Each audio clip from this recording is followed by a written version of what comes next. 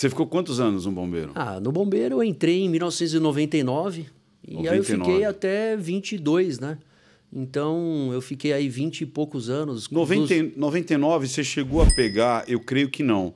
Você chegou a pegar o da TAM, o avião da TAM? Peguei. Pegou? Não, o de 96 não. Eu estava ainda na Aquele academia. que derrapou e... Aquele que derrapou e foi para própria Congonhas, isso. Peguei. Ali você pegou? Foi uma das cenas mais marcantes e, infelizmente, mais tristes. Aliás, a mais triste que eu vi no Corpo de Bombeiros foi aquela. Foi aquela? Foi. Eu conhecia muito ali porque minha namorada morava ali atrás do aeroporto, então era um caminho que eu fazia direto. Você sabe que naquele dia tem um Ibis ali atrás. Tem um Ibis. Eu tava no Ibis. Tá brincando. Aí eu... Olha, até arrepia, cara. Juro que eu tô arrepiado. Sério. Você tava lá mesmo? Não, vai vendo o que aconteceu. Naquela época tinha loja de surf. E aí tava tendo o que acontece? As marcas muitas vezes alugam quartos do hotel para te receber, para tirar pedido, aquela coisa toda. Olha que loucura, cara. Quando eu passo ali na cabeceira, eu senti algo ruim. Naquele dia? Naquele dia. Eu também sinto... Aí eu relatei pro o meu representante, o cara que tava vendendo para mim, e falei para ele assim, cara... Que estranho. Não, vai vendo. Eu falei assim, hoje é um bom dia para cair um avião. Putz, Ricardo. E passo de volta e sinto esse arrepio. Trânsito, São Paulo, um puta trânsito. Quando eu chego na minha loja, o celular tocando desesperadamente. Cara, olha o que aconteceu. O representante, ele lembrou da frase que eu falei e falou assim, vai ver o que aconteceu. Aí eu abri lá a televisão na farmácia do lado do meu escritório. No meu escritório não tinha televisão. Aí eu falei, cara, ele falou, porra, você falou... E eu não sei por que eu falei aquilo. Não sei. Falou do nada. Do nada, cara, do nada. Nossa. E foi exatamente quando eu estava fazendo a curvinha na 23 de maio, que você faz assim, para pegar ali o Ibis ali, que é do lado. Do lado. E por que foi o pior momento ali? Como eu passava muito ali, eu fiquei... Na hora que eu cheguei em casa dos bombeiros, eu vi na televisão que o avião tinha caído. E eu vi os meus colegas com uma mangueira de 2,5 polegadas, que é algo desse tamanho, jogando água no incêndio, parecia que estavam jogando água com uma mangueira de jardim. Na hora que eu olhei aquilo, eu falei, não, já peguei, falei para minha esposa, ó, eu tô indo, não tenho hora para voltar. Já coloquei os meus equipamentos no carro, voltei para a Sé, onde eu estava, peguei a viatura e segui direto para lá. Eu e, na época, meu irmão lá que trabalhava comigo, lá o Tenente Jodas, a gente foi direto lá pro incêndio. E aí, na hora que eu virei ali da Washington Luiz, que tem a curva... Isso. Eu vi a... Washington Luiz, não é 23 de maio. Washington Luiz, que tem a curva, é isso aí. Aí, bem na curva, em cima da Avenida dos Bandeirantes, eu vi a cauda do avião. Eu falei, meu Deus. E logo, quando a gente chegou, ainda fogo lá dentro, fogo em tudo quanto é lugar. E a gente começou a fazer o combate. Já estava sendo combate, mas eu peguei uma das frentes, fazendo aquele combate, já diminuindo um pouco as chamas...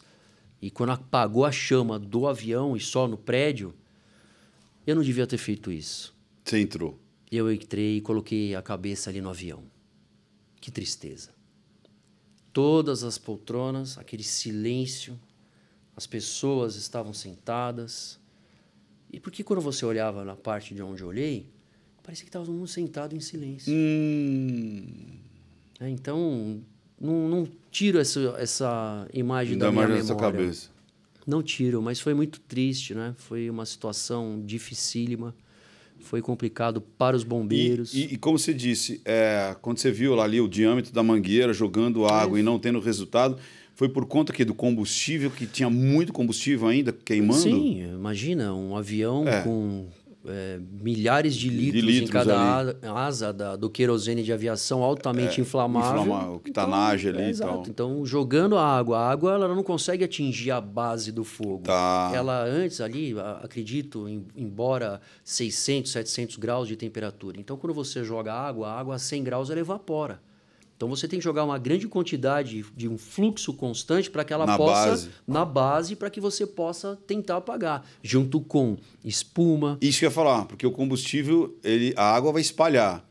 E a espuma, ela faz aquela camada para não ter oxigênio. Para não entrar com oxigênio, isso? Exatamente. Mas até que você conseguisse chegar nesse ponto, para você cobrir as asas e principalmente os prédios, porque bateu num posto de gasolina. Num posto de gasolina no prédio da própria companhia. O posto eu não estava lembrado, não. Posto de gasolina. Posto de gasolina. E bateu num posto? Um posto de gasolina junto a uma... Foi uma tragédia. Foi uma tragédia. Então, ali, todos nós não tínhamos ainda... utilizávamos até pelas imagens, a gente vê que ainda tinham bombeiros que tinham só a capa. Porque, olha só que absurdo. Antigamente, vamos comprar um equipamento de proteção dos bombeiros. Olha, vamos comprar uma capa maior, porque aí não precisa comprar uma calça. Só a bota... É mentira. É verdade. Então, tem muitos. Eu não tinha calça de combate a incêndio, eu só tinha a capa. E a capa era mais comprida, ela vinha mais ou menos até a altura ali do joelho. Quer dizer que, tipo, vamos ter que comprar, aí alguém da administração, sei lá quem, não tem verba... Mas eu não vejo nem a crítica, mas é por causa que na época... talvez seja por isso até que a gente escolheu um caminho e falou assim, não pode faltar nada para esses caras. Porque nesse dia você falou que os caras se queimaram?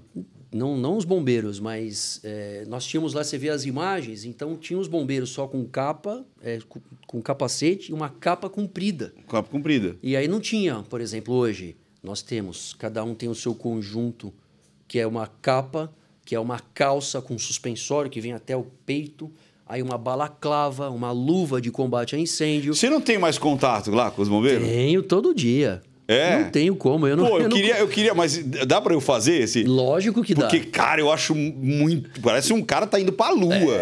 Mas é legal. E aí você fica mais... Não só imponente, você te dá mais confiança. Então, imagina você vai entrar para combater um incêndio. Dá para entrar... Quanto tempo o cara segura? Porque, me corrija se eu estiver errado. Um ambiente, por exemplo, uma sala tradicional, sofá, cortina... Uma residência média brasileira.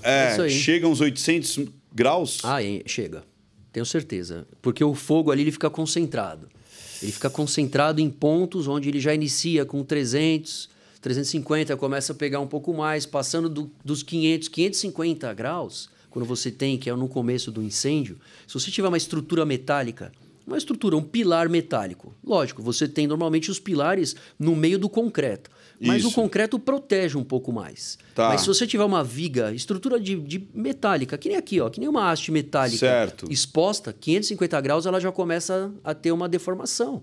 Ela acaba com a capacidade portante da estrutura. Então... Que é o que aconteceu no dia 11 de setembro. No 11 de setembro, com certeza. Ali o colapso das estruturas. O colapso da estrutura. Muito tempo com fogo. O concreto chegou uma hora que não aguentou. Mas eles tinham estruturas e o americano ele usa muito o ferro direto. Então ele não tem a estrutura de concreto. De concreto para proteger. Ele está escondida, mas ela não está escondida através com drywall. Com drywall, com revestimentos e não com concreto. Então, quando você tem um fogo direto numa base metálica, 550 graus, ele já começa a mudar a estrutura, a capacidade portante. E aí, quando ela chega nos 800, ela já tem lá uma deformidade. Essa deformidade causa o colapso. Eu te cortei. Aí você estava falando mais longo. E o que isso influenciou? Não, isso influencia que quando você estava fazendo o combate, você pode chegar mais perto, você consegue chegar... E eles não conseguiam chegar mais perto por conta... Não só isso, mas conseguiam fazer o combate. O fogo era muito intenso, você podia ter com a roupa que tivesse. Eu lembro. Mas o que eu falo assim que foi diferente foi que a gente tinha na época, olha essa mudança de comportamento, as roupas que eram da década de 90... Né? Que perceberam até 2007, que foi o acidente, que é onde começou a ter uma mudança do Corpo de Bombeiros e dos equipamentos. Então você vê muita gente lá. E ali você tem, lógico, né? Eu lembro de pegar só o capacete, então não tinha uma balaclava. Era uma luva que era uma luva de vaqueta, não era uma luva de incêndio. De incêndio. Né? Propriamente dito, onde você fica protegido. Então tem ali as ações foram muito difíceis, né, no combate. E, infelizmente, o Corpo de Bombeiros cresceu na tragédia do Andraus, do Joelma, cresceu na queda do avião. E você disse que cresceu muito nessa queda do avião. Sim. Foi um aprendizado. Foi um aprendizado. Porque, por exemplo, na aviação a gente vê muito que qualquer acidente ele é estudado para que crie-se outros protocolos para que aquele acidente não aconteça. Então, o bombeiro faz isso também. Totalmente. Tipo, toda vez. Porque pode acontecer coisas que você não está esperando e fala, putz, por conta disso, ou por conta, sei lá, do duto de ar, por conta de, sei lá, 1000 coisas. Agora vamos começar a exigir esse protocolo aqui. Cara, às vezes eu fico muito doido, cara. Vou te contar uma de lá. O pessoal fica assim, o laudo dos bombeiros, o laudo dos bombeiros, sabe? Para tirar bits e tal. Lógico. E aí, acha que é frescura. Não é. Vai por mim, me escuta. Não é frescura, não. Não é, cara. Não, aí você entra nos lugares que você fala assim, eu não sei porquê, acho que eu sou meio paranoico, porque eu já passei por uns dos lugares, Não, aí. de incêndio também. Você já pegou incêndio? Já. Já peguei incêndio na minha loja, cara. Quer dizer, na realidade, atrás da minha loja. Foi um desespero. Desespero. Por quê? Tava pegando fogo atrás da minha loja e era uma de vidro, então tinha muita química, né? E aí o pessoal tá pegando fogo lá atrás, E era bem na parede do meu estoque. E aí a galera começou a descer os materiais, o sapato lá, as tudo. coisas, né? E era uma área grande, só aquela área ali tinha 150 metros quadrados ali. E uma parede com 10 metros que fazia divisa com esse lugar. Cara, mas olha o desespero.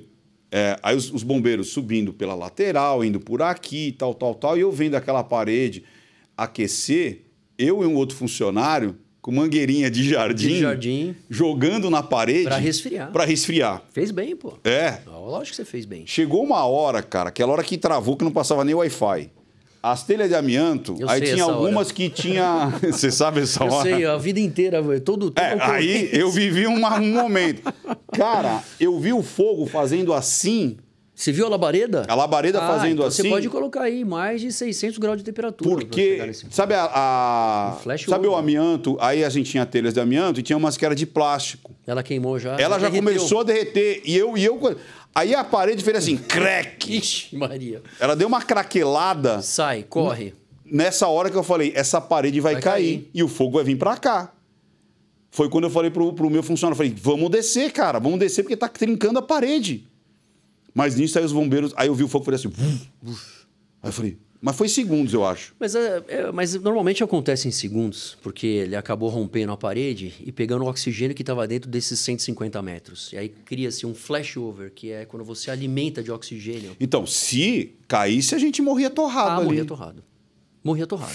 Mas não só de morrer atorrado, mas por quê? A gente não tem a experiência. Se caísse e você abaixasse, o flash viria pela parte de cima. Talvez não te atingisse. Então, mas normalmente você está de pé, você não espera. Então, exato. Mas aí é que tá.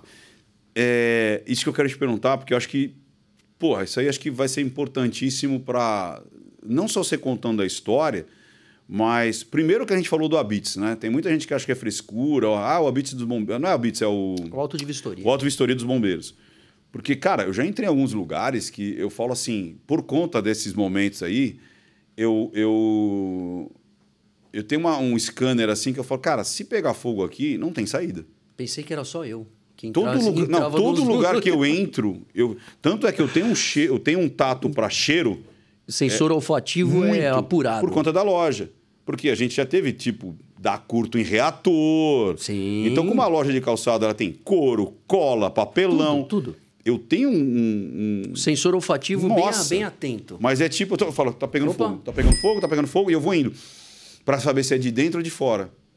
Até hoje, é impressionante. Eu sinto cheiro de química queimando, papel queimando, madeira, eu consigo distinguir. Eu consigo distinguir. Curto-circuito. Já teve também? Já, ixi.